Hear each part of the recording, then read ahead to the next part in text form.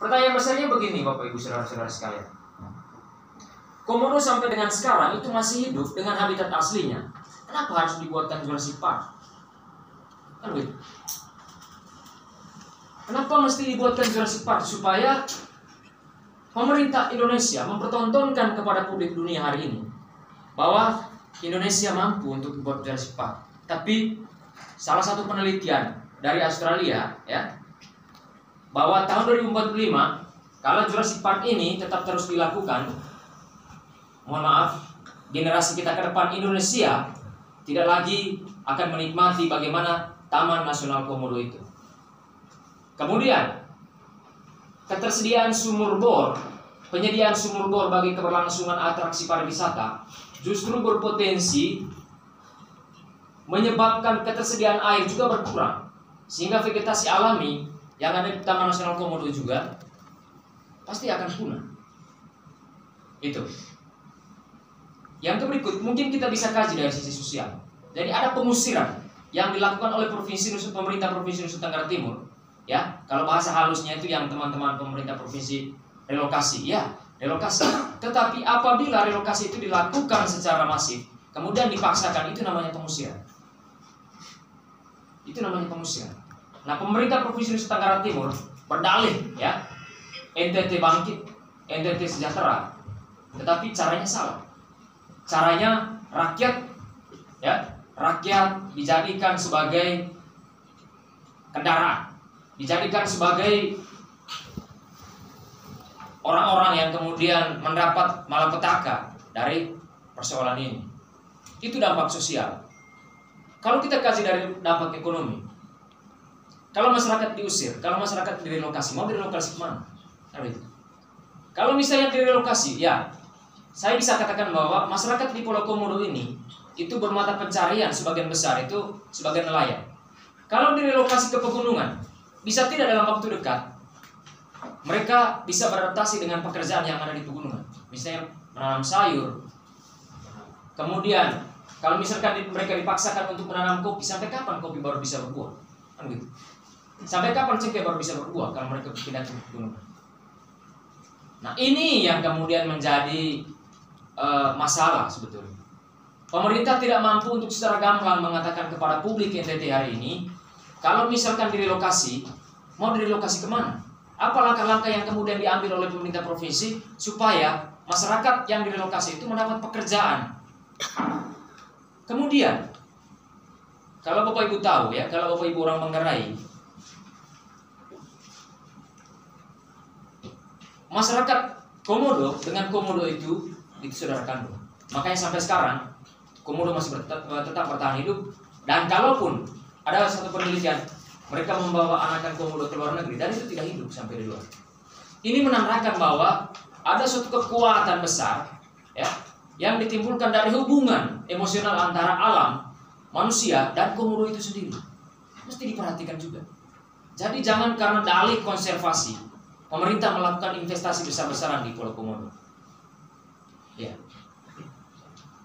Jadi bagi saya, masyarakat direlokasi itu menimbulkan masalah sosial besar-besaran. Yang ketiga, kalau kita kasih dari masalah sosial dari ekonomi, Bapak Ibu tahu bahwa kehadiran pariwisata Taman Nasional Komodo itu membuat UMKM, ya, UMKM mati.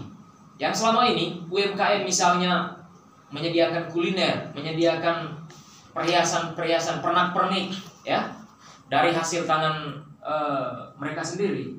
Tetapi dengan hadirnya Jurassic Park ini yang konsepnya sangat luar biasa menurut saya, luar biasa tetapi mendatangkan malapetaka bagi masyarakat.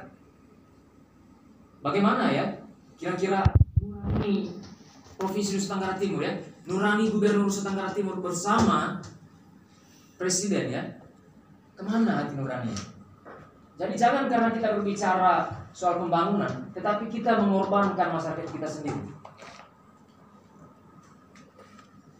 Itu yang perlu saya sampaikan. Artinya UMKM mati apabila Jurassic Park nanti akan tetap terus didirikan.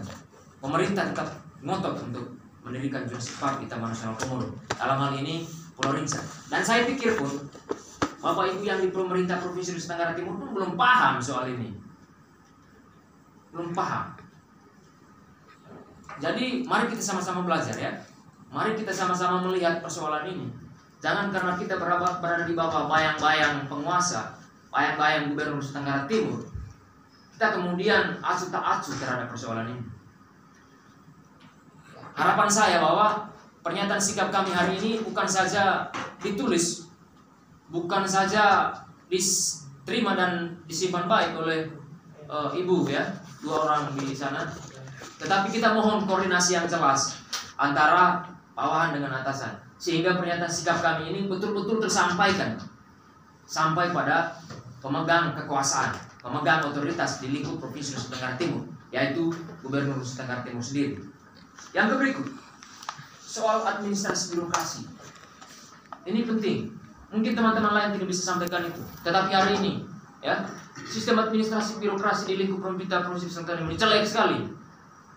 Saya yang kirim surat dan tanda terima suratnya itu sudah ada. Itu hari Kamis.